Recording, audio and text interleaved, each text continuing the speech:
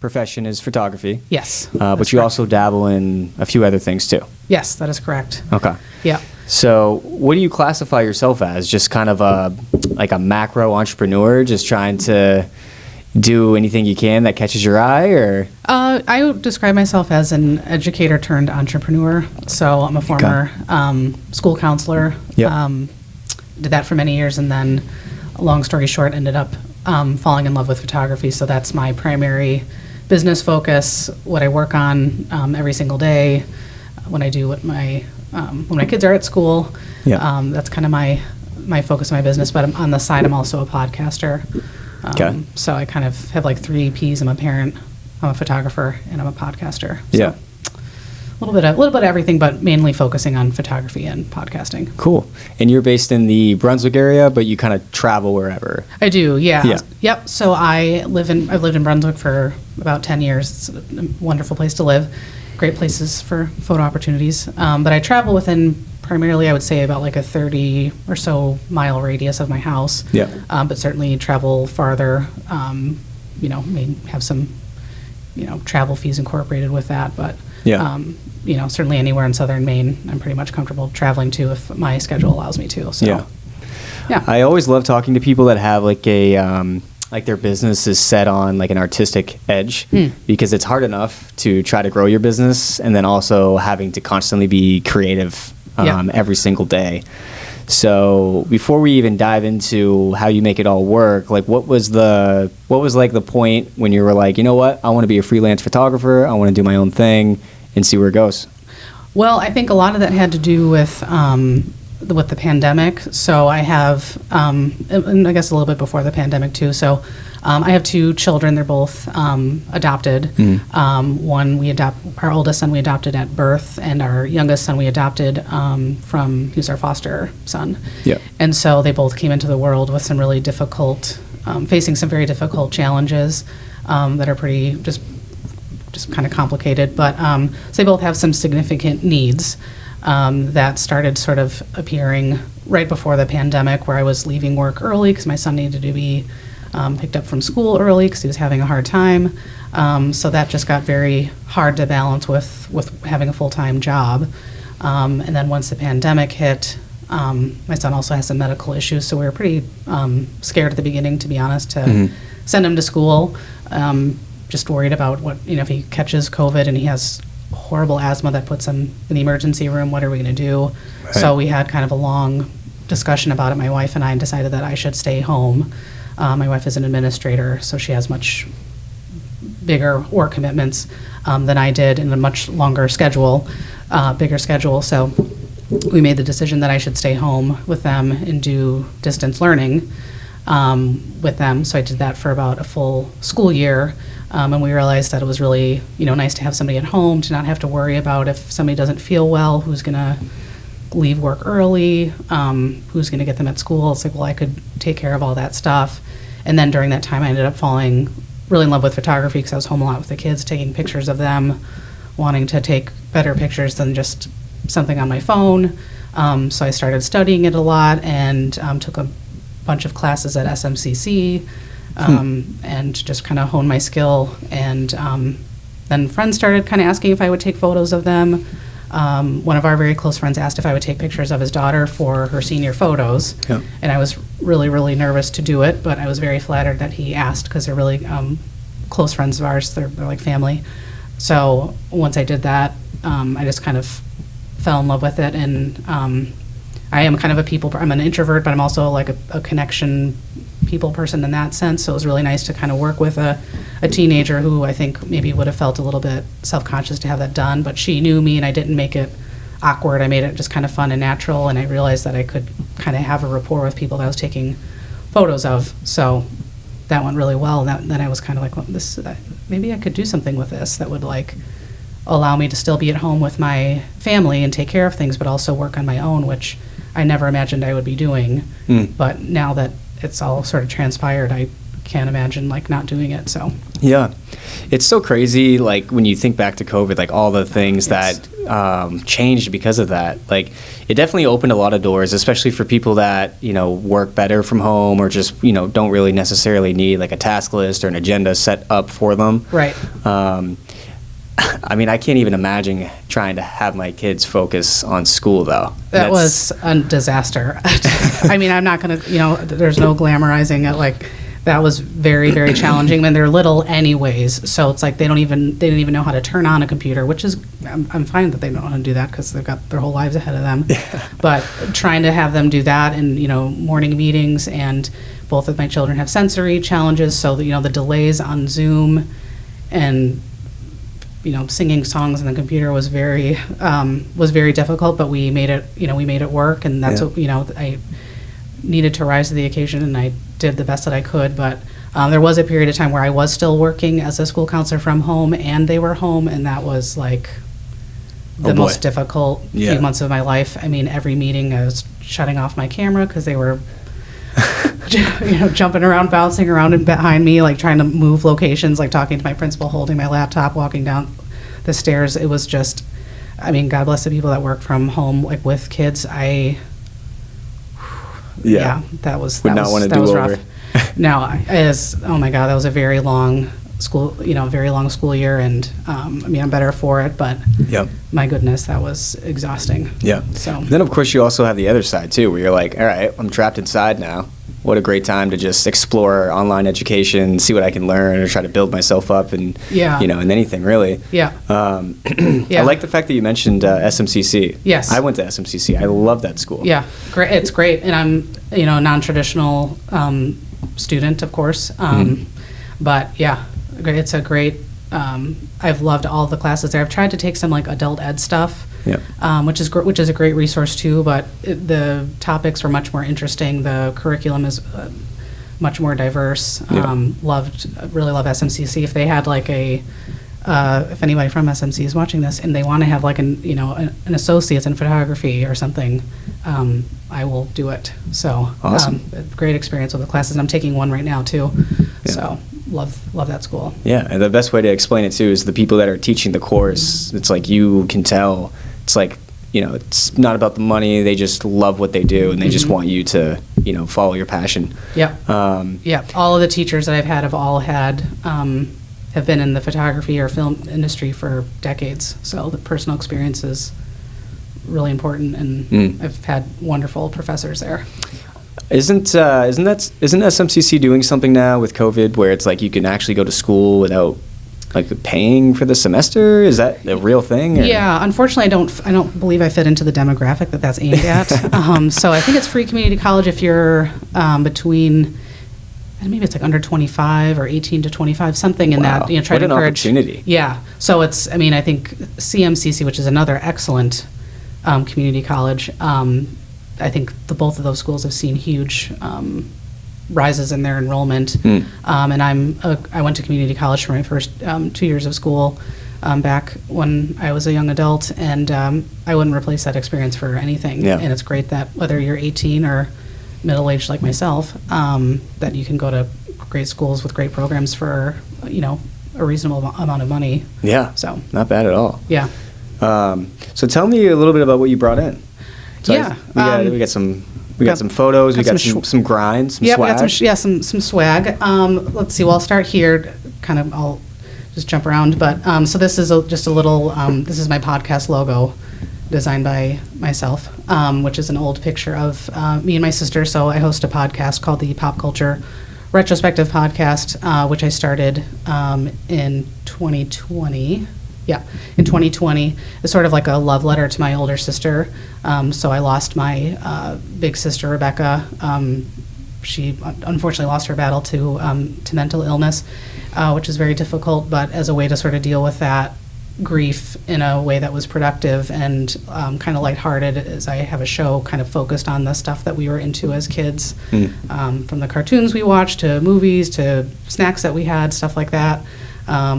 So I incorporated a picture of us in our, I think, Christmas dresses from the mid-1980s. So pop culture, awesome. Yeah, it's been a really fun project to do to kind of keep keep me active now that I'm not in like in a traditional job setting anymore. And then the rest of the stuff is kind of photography related. So I've got some flyers about different stuff that I do.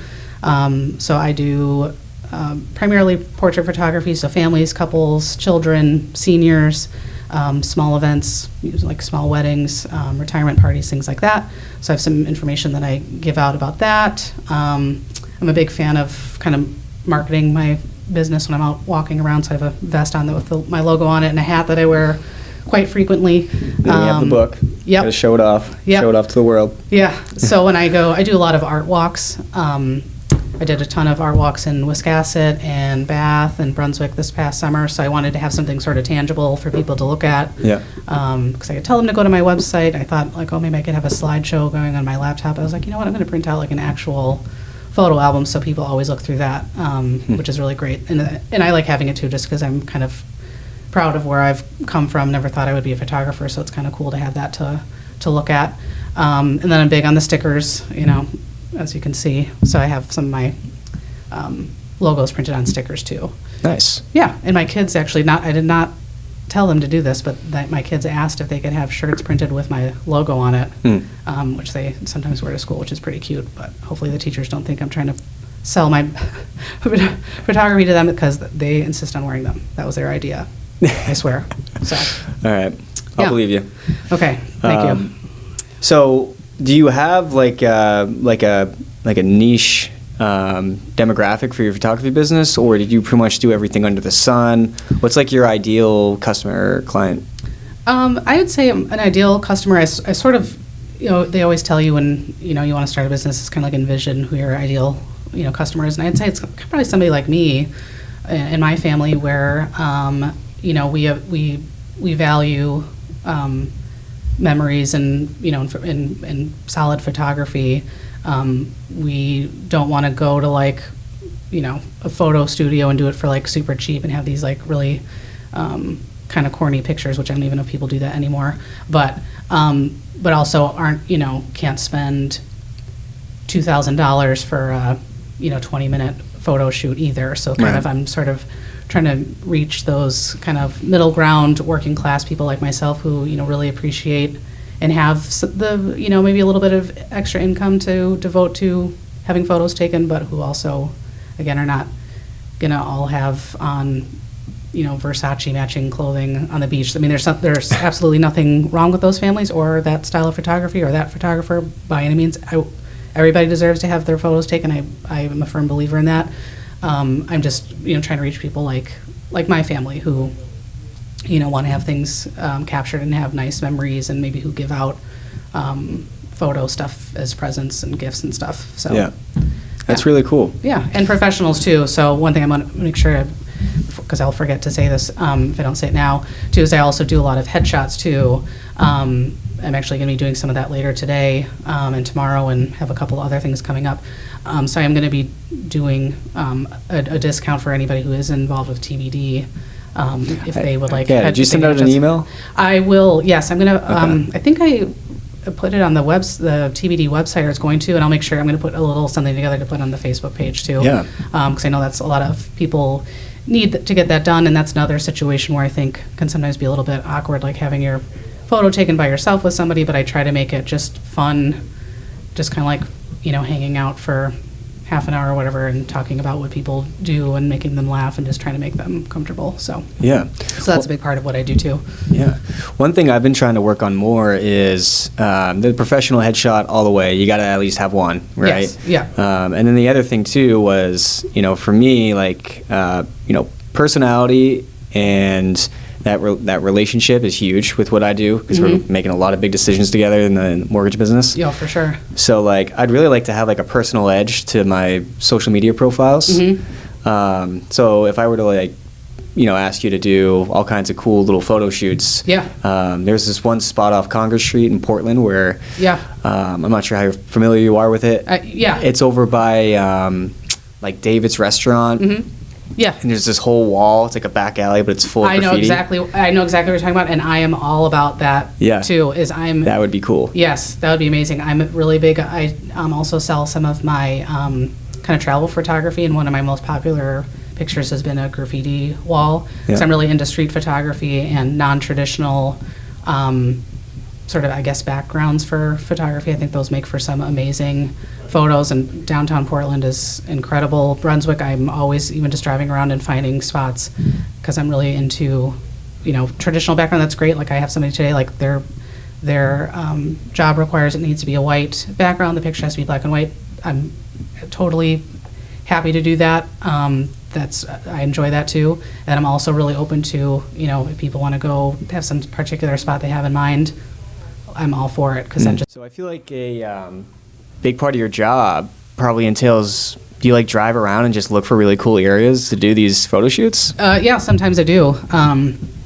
Because that's like the blessing and curse of when you become a photographer is everything starts, it sounds really corny, but you just start looking through the world like a little bit differently and seeing like, oh my God, that would be a really great spot. Ooh, the lighting there is really good, or ooh, that background's really interesting, or oh, I could get, I could fit a group of people over here really easily, or this would be great for a couple getting engaged or something like that.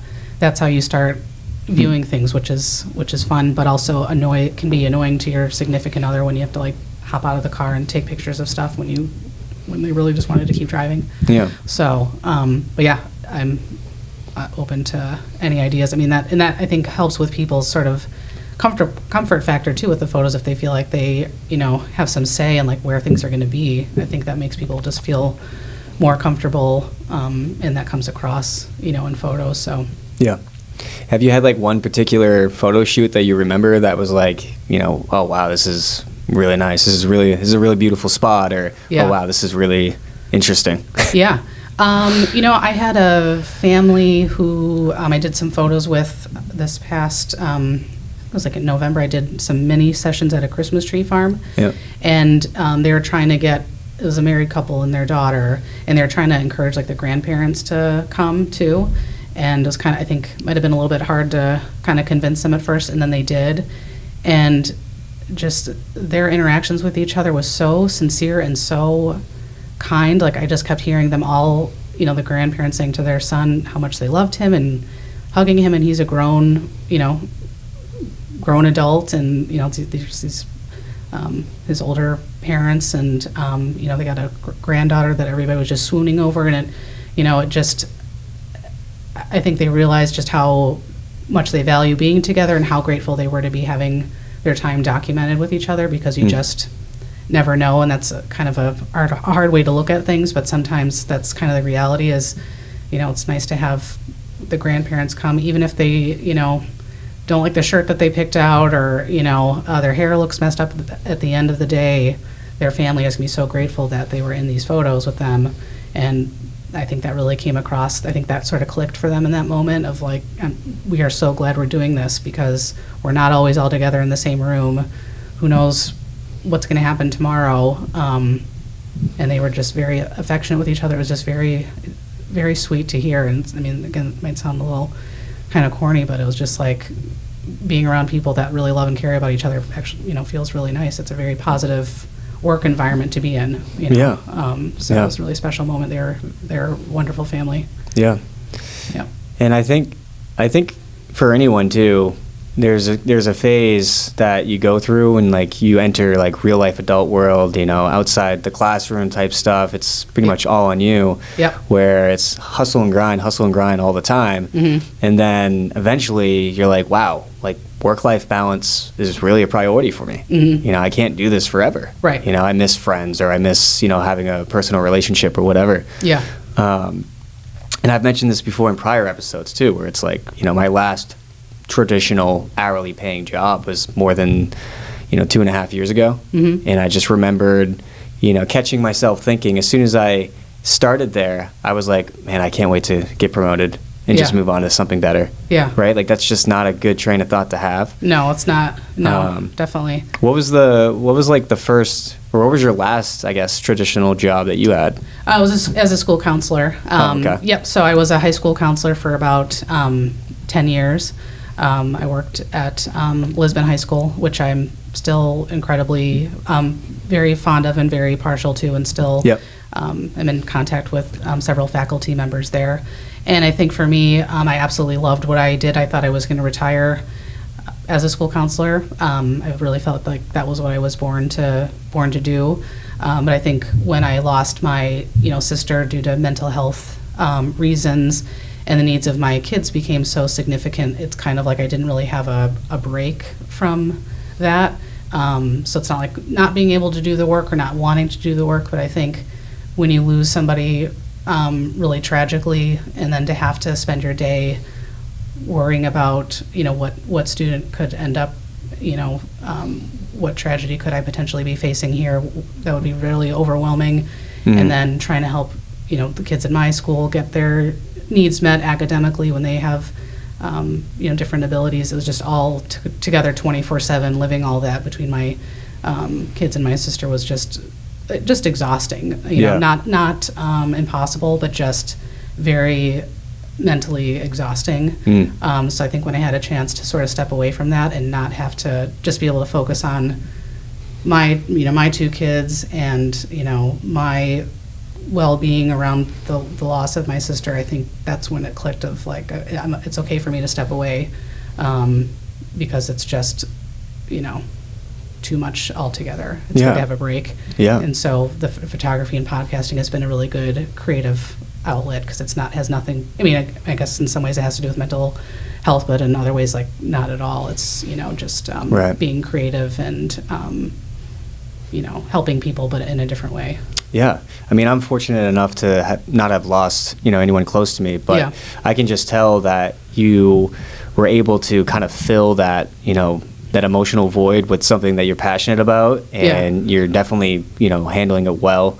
Nice. You have a full business, you got a podcast on the side, you've made the work-life balance with your family. That's huge. Getting there. Yeah, definitely. It's that's another important thing too for people to remember is like there's going to be times where even outside of your life event where it's like it's really, there could be something going on in life where it's tough to remember why you're even doing what you're doing. You're right. And it's like remembering to how to create positive things when there's nothing to be positive about. Right. For me, my big thing is, getting up early before everyone else is awake, mm-hmm. and I go to the gym, or maybe I start my work day a little bit earlier, take some of the, the stress off of me, so that way by 5 o'clock I can check out type of thing. Yeah. But it can't always be work. So sometimes I'll work out. Sometimes I'll call like one of my real estate partners and just not even talk about work. Good. And, I highly encourage that. Yeah. Just do a check-in. How you doing? What's going on? Mm-hmm. Right? Do you want to grab lunch, or do you want to grab something to eat after work type of thing? Yeah. Yeah. That was the one thing I appreciated when I was still working as a school counselor, and I never really felt like I was, burnt out or anything like that, thankfully. But one sort of rule I had with people that I ate lunch with is that we just, and I think it was kind of an unwritten rule, but it was a rule nonetheless, that we really just didn't talk about work. And it's not because we didn't enjoy what we were doing or anything like that, but I think it's important to remember that you are a person outside of your job. So it was nice to talk to people about like their kids or what they did over the weekend. Or I remember the music teacher and I at the middle school I worked at too, both really loved Justin Timberlake. He's very incredibly talented.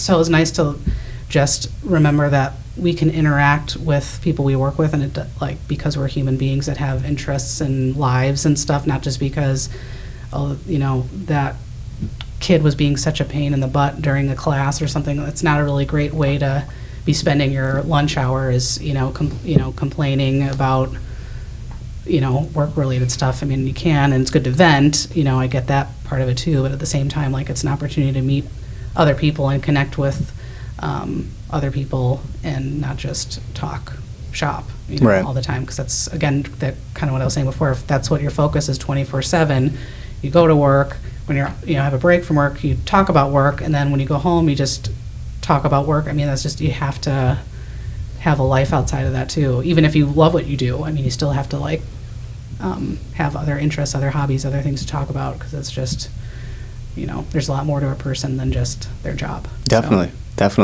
Yeah. Now, for my own interests, you work at the school. Well, you used to work at the school, so you have some ties there. Yes. Do you have?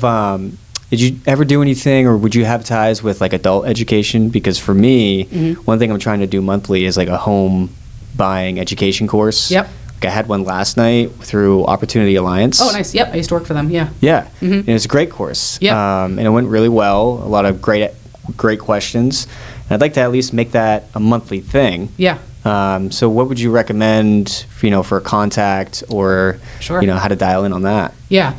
So, well, two places come to mind. One is the Topsom Adult Ed. I think they may have merged with Bath now, but there's a gentleman there named Paul Aisha who is the student coordinator, or just kind of organizes the classes and enrollment and stuff like that. The nicest guy ever, who I worked with a ton when we're trying to help students fulfill their graduation requirements to help them graduate on time. So they had like a U.S. history class, so if a student failed it, they could take it there, or biology, and they started being able to let the kids take the classes for little to no cost. I highly recommend getting in touch with him. He's awesome, and I'm sure could figure something out with you, and I'm happy to pass along his contact info.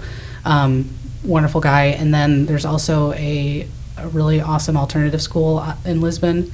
It's called Gartley Street, and I think the same teacher is probably still there that was there when I was in the school district, and he's always looking for opportunities to teach his students life skills, things like buying a house, financial goals and things like that. So I'm sure that they would be more than happy to have an expert come and talk to students in a way that would be just like you being on the show, is just very approachable, intimidating, not I'm the adult, you're the kid kind of mentality. I think you would do quite well there.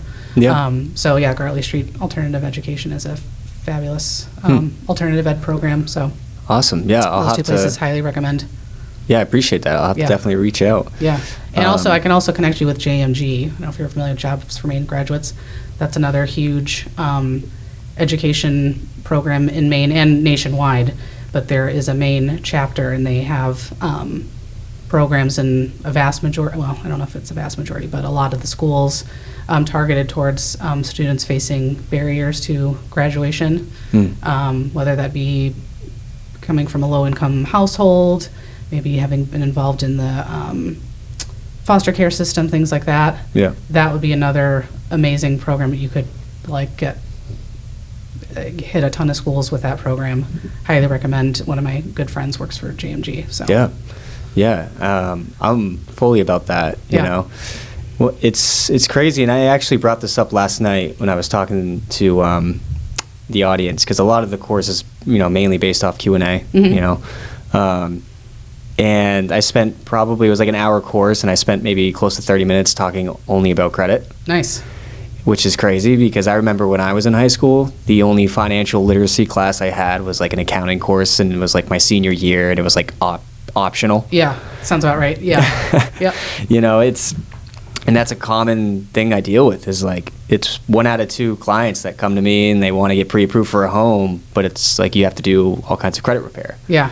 And it's and these are individuals too that have careers. They're very smart people. Right. It's just credit was not taught in most schools. Yeah. I don't know if that's changed at all, or if that's kind of on the agenda. Or I think slowly but surely, yes, it is, because I think people are realizing the value of that, and the fact that you can sign up for a ridiculous cell phone plan and end up yeah. which I dealt with a lot of students in that situation. I think there is certainly a move to help with that, and I know that that's one big component of JMG is financial literacy. Nice. So okay. And they do a lot of really interesting stuff with that. So how long have they been around? Long time. I think if I were to venture a guess, I would say since the 70s or the 80s, maybe. Okay. So, yeah. Cool. Yeah. Well, back to your business. So we've just entered 2023. Mm-hmm. You, Amy Lewis Photography, has been around for... That's correct. For how long? Yeah. As I rock the vest. It was a good investment. It has been around, I guess I would say informally, since the summer of 2021. Okay. But more formally, having a website, filing paperwork, with the government, stuff like that, since last summer. Okay. Yeah. All right. So what are your goals for 2023? I think my goals are just to continue to grow the business. I have no need to be crazy busy. I just want to be able to provide people with just really good, solid photography and work. I'm trying to think outside the box with how I'm marketing too, because I'm not my background is not in marketing. My background is in counseling and wilderness therapy and things Wilderness like that. therapy. Yeah. So tell me a little bit about that. So my I guess again probably connected with my sister too. So for whatever reason, when I was a teenager and kind of dealing with some tough things with my sister, I kind of had this, I don't know, light bulb moment where I thought, God, I really want to work with troubled kids who need some guidance. So when I was in college, I led a backpacking, canoeing, and bicycling trip across the Upper Peninsula of Michigan through a summer camp. Really loved that, loved working with kids, loved being outside. So I thought if I could combine these two things as a career, that'd be amazing. So I studied at Northern Michigan University, worked at a wilderness therapy program in Minnesota, and then when I graduated from college, worked for a wilderness therapy program that's still around. It's called Summit Achievement in Stowe, Maine. And basically their philosophy, like a lot of wilderness therapy programs, is that instead of sending, a kid who has significant depression or anxiety or ADHD or, behavioral challenges, instead of just sort of sending them to an outpatient therapist to see once a week, doing something a lot more intensive and maybe going and living out in nature for a couple of months, couple of weeks, whatever, may prove to be just as healing and therapeutic as sort of that traditional setup. Yeah. So it was pretty makes incredible. a lot of sense. Yeah. So it's pretty amazing what it could do to help kids, because you're, the facade, the mask is going to come off, and you can kind of try to be like a tough guy for a while, but eventually after you're, outside and having to challenge yourself and work with people to be able to survive getting through winter, it's pretty amazing what kind of stuff people can work through. And then there's usually therapists work with the program too to come meet with the kids. Yeah. So it's pretty intense, but very effective. And I think even the most difficult kids that we worked with got something out of being in the program. So yeah, what's interesting about that too is so my brother-in-law went through something similar. When he was like in his early 20s, he went through the sober living program and made a big life change. And one of the things he did was with a mentor of his, they went out like somewhere up north in Maine and just camped out. And this guy taught him basically how to live off the land for the week they were together. Yeah. But super intensive, super just away from everyone, no phone, that type of stuff. Yeah. And now he's like a big camper hunter guy. Oh, that's awesome. He's also very successful, so he was able to find positivity in that and completely change his life. Yeah. But yeah, I think nature is something about it. Maybe it goes back to our, just our ancestors and stuff like that. But I'm a huge camper, a huge hiker myself. Yeah. And there's really nothing like getting 100 miles away from friends and family and just, focusing on yourself and just having nothing but, silence and trees and stuff like that around you. Agreed. Yeah.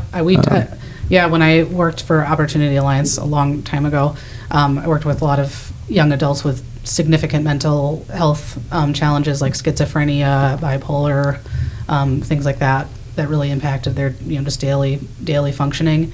And the most clarity, the most fun we had with those kids was when we took them camping. They were the most clear-headed, at peace, calm that we had ever seen them. It was amazing how helpful it was for them. And a lot of them, they hadn't really even been on, camping and stuff like that too, which is the case for a lot of kids. But it was amazing just how clear-minded they were when they were out in the woods. It was very, very, therapeutic. It's helpful for everybody. So cool. Yeah. It's great that he was able to get some help. And yeah, it's a great thing. Yeah. All right. Well, it's been great having you. I always like to kind of. Yeah, I always like to kind of end it too with, if you could speak to, your younger self before you started the photography, the podcast, all that. Yeah. What are 3 pro tips you'd give to your younger self that you kind of you had to figure out, the hard way or while you were going through it?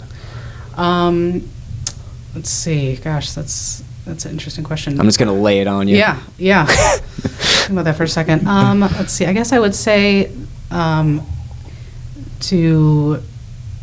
think it was hard. I think I was hard on myself for leaving education, because that's kind of, I went, have a master's degree in school counseling, so it's very hard to like accept not doing that anymore.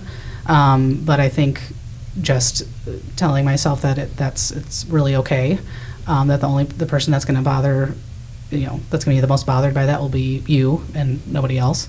So it's okay.